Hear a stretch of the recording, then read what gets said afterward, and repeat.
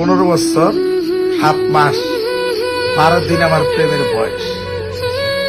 13 দিনের দিন মাকে বিয়ে বললাম, মা আমি লাভলিকে বিয়ে করব। মা বলল, এই মেয়ে যদি তুমি বিয়ে করো তাহলে আমি তোমাকে তেজপুত্র করে দেব। মা পছন্দ করেনি, আমার আর কিছু নাই। তাই আমি প্রথম লাভলির কাছে চিঠি লিখলাম রাত্রে 11:10 প্রথম চিঠি লিখলাম, লিখেছিলাম। হঠাৎ করে বসেছিলাম জানালার পাশে, তারপরে নারিকেল গাছের পাতাগুলি ঝরঝর করে উঠলো। তখনই মনে পড়ে গেল তোমার কথা।